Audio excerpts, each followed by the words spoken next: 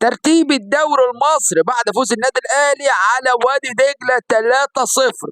بص يا سيدي الفاضل، عندك سيراميكا كيلوباترا في المركز الاول برصيد 32 نقطه.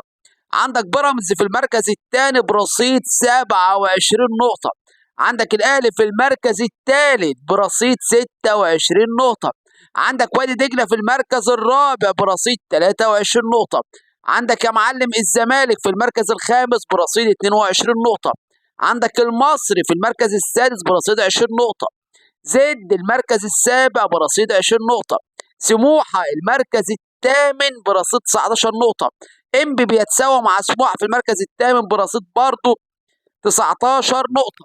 عندك بقى بتروجيت في المركز التاسع برصيد برضه 19 نقطة.